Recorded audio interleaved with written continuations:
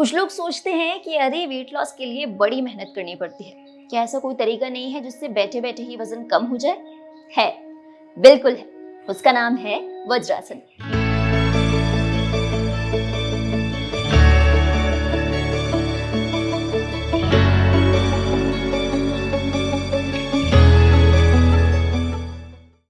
Hello दोस्तों, युग हिंदुस्तान की स्पेशल वेट लॉस सीरीज में आपका स्वागत है। आज है डे 6 यानी छठा दिन। आज मैं आपको वज्रासन के बारे में और उसके वेरिएशंस के बारे में बताने जा रही हूँ। वज्रासन, पहले समझ लीजिए इस आसन का नाम वज्रासन क्यों पड़ा। वज्र का अर्थ है इंद्र का शस्त्र, जो कि बहुत ही ज्यादा पावरफुल और स्ट्रॉन्ग माना जाता है।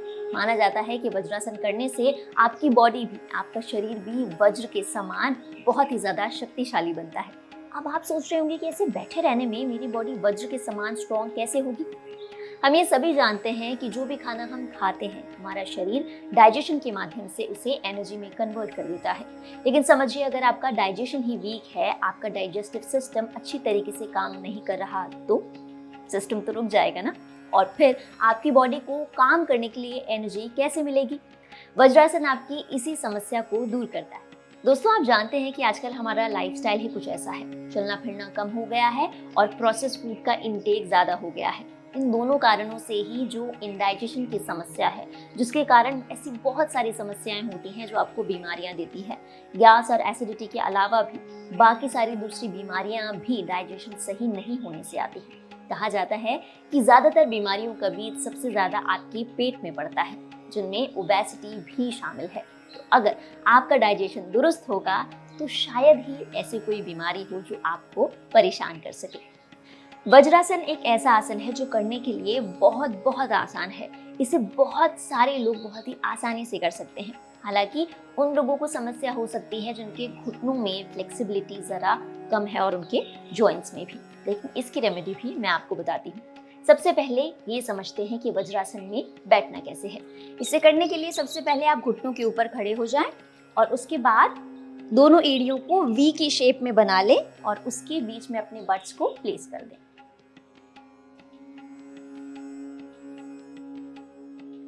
कुछ लोग ऐसे भी हैं जो एड़ियों के बीच में नहीं, उनके ऊपर बैठते हैं, इस तरीके से। दोनों ही वेरिएशन सही है। आप जिसमें भी कंफर्टेबल हो उसे कर सकते हैं। अगर आप वज्रासन को करने में कंफर्टेबल हैं तो आप इसका दूसरा वेरिएशन सुप्त वज्रासन भी ट्राई कर सकते हैं। लेकिन ध्यान रखें कि आपको इसे खाने के बाद नहीं करना है। खाने के बाद आपको नॉर्मल जो वज्रासन मैंने बताया वही करना है। सुप्त वज्रासन करने के लिए सबसे पहले वज्रासन में आ जाएं। अब आपको पीछे की तरफ लेटना है। तो हम धीरे धीरे फॉर आर्म्स पे अपना वेट मैनेज करते हुए पीछे जाएंगे। और जब आपको लगे आप कंफर्टेबल हैं, उस पोज को कुछ देर होल्ड कर लीजिए। इस दौरान आप महसूस करेंगे कि आपके जॉइंट्स में, आपकी लेग्स में ज्यादा स्ट्रेच आएगा। अगर आप इस पोज को बहुत ज्यादा देर तक होल्ड करके नहीं रख पा रहे तो कोई बात नहीं, आप थोड़ी देर होल्ड करें और फिर वापस नॉर्मल पोजीशन में आ जाएं।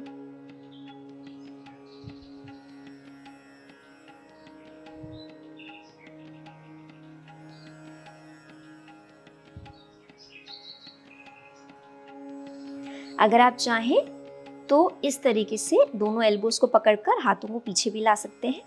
ऐसा करने से आपका पोज और भी ज्यादा रिलैक्सिंग हो जाएगा और स्ट्रेच भी बहुत अच्छा महसूस होगा।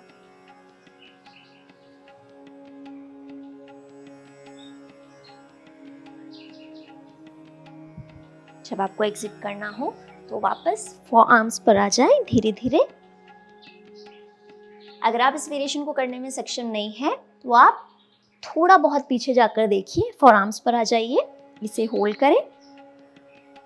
देखिए आपकी बॉडी कितनी कंफर्टेबल है और कुछ देर होल्ड करने के बाद फिर एग्जिट कर दीजिए।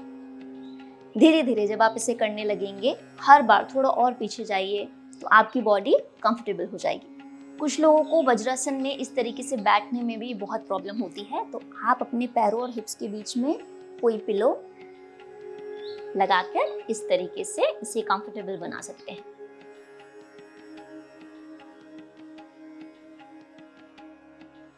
अब बात करते हैं उन लोगों की जिन्हें इस आसन को करने में दिक्कत आती है।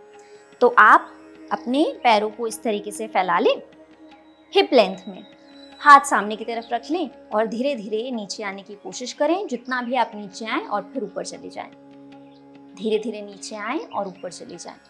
अगर आपको इसको करने में भी समस्या आ रही है तो आप आगे कुछ ऐसी चीज़ रख सकते हैं या फिर इसे किसी खिड़की के पास, गेट के पास कर सकते हैं जहां आप ग्रिल को पकड़ सके और नीचे आ सके और वापस ऊपर जा सके बड़ी आसानी से।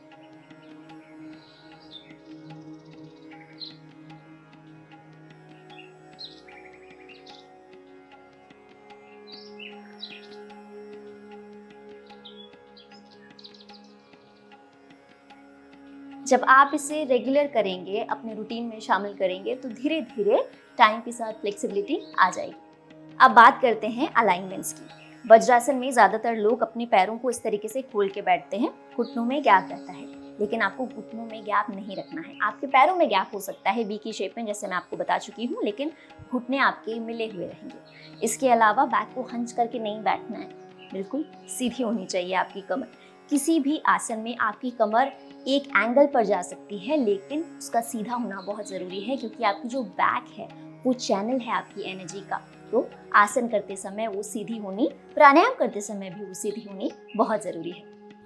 अब बात करते हैं कि वज्रासन आपकी बॉडी पर काम कैसे करता है।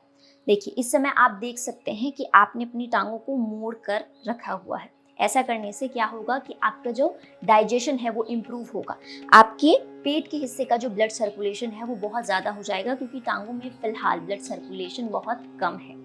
ऐसा होने से आपकी बॉडी में हीट डेवलप होगी, जिसे जठराग्नि भी कहा जाता है योग की भाषा में। जब जठराग्नि ज़्यादा होगी तो आपका डाइजेशन इम्प्रूव होगा। जब डाइजेशन इम्प्रूव होगा तो ऑफकोर्स आपको वेट लॉस में बहुत हेल्प मिलेगी। वज्रासन करना कब है, इसके बारे में भी लोगों के कई सवाल होते हैं। आप इसे खाली पेट कर सकते हैं जब आप अपनी रेगुलर योग प्रैक्टिस करते हैं। इसके अलावा खाने के 5 मिनट के बाद अगर आप इसे करते हैं तो भी आपके लिए बहुत बेनिफिशियल हो सकता है। खाने के 5 मिनट बाद आप इसे 5 से 10 मिनट के लिए कर सकते हैं। बहुत ज़्यादा करने की ज़रूरत नहीं है।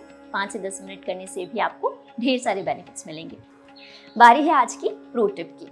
बहुत सारे लोग क्या करते हैं, उनको लगता है कि पूरे दिन में छोटा छोटा खा लिया तो ऐसा करने से वेट आपका मेंटेन रहेगा। देखिए, 3 मील्स मेजर होते हैं जो ज़्यादातर लोग लेते हैं। अगर आप इंटरमीडिएट फास्टिंग कर रहे हैं तो वो कम भी हो सकते हैं। इसके अलावा बीच बीच में स्नैक्स लेते रहना हेल्दी हो सकता है, लेकिन तब जब आपको वाकई में भूख लगे। ये जो आप मंचिंग करते रहते हैं ना बीच में, आपका ब्रेन इसको रजिस्टर नहीं कर पाता। देखिए, सीधा सा हिसाब है, आप जो भी खा रहे हैं आपकी बॉडी को उससे कैलोरीज मिल रही है। ये कैलोरी आपका शरीर है वो एनर्जी में कन्वर्ट कर देता है। लेकिन अगर आप ज़्यादा कैलोरी इनटेक कर रहे हैं तो आपकी जो बॉडी होती है वो एक्स्ट्रा कैलोरीज को फैट के रूप में डिपॉजिट कर देती है। अब आप सोचिए कि आप जितनी बार खाना खा रहे हैं उतनी कैलोरीज आपको मिल रही है। अगर आप इन कैलोरीज को बर्न करने में सक्षम नहीं है, मतलब आपका चलना फिरना ज़्यादा नहीं है, आपका वर्कआउट ज़्यादा नहीं है, तो ऑफकोर्स आपका वेट तो बढ़ेगा ही। इसीलिए आप समय पर खाएं, लेकिन उससे बहुत ज़्यादा ज़रूरी है कि आप अपनी बॉडी के लिए कॉन्शियस रहें। सिर्फ 1 बज गया इसलिए लंच करना है, ऐसा नहीं होना चाहिए। अगर आज के दिन आपको लंच करने का मन नहीं है तो ये बहुत अच्छा तरीका है कि आप अपनी बॉडी की अच्छी तरीके से सुनें। बहुत लाइट खा लें या फिर थोड़े टाइम के लिए उसे अवॉइड कर दें। जब आपको भूख लगे तभी खाएं। अब कुछ लोग ऐसे भी होंगे जो कहते हैं कि हमारा एक टाइम शेड्यूल है, हमें वो फॉलो करना चाहिए। देखिए, आप हमेशा ये गौर कीजिएगा कि आपकी बॉडी टाइम शेड्यूल के अकॉर्डिंग ढल जाती है। अगर आप 1 महीना दोपहर में 1 बजे ही खाना खाएंगे तो आपको 1 बजे भूख लग जाएगी।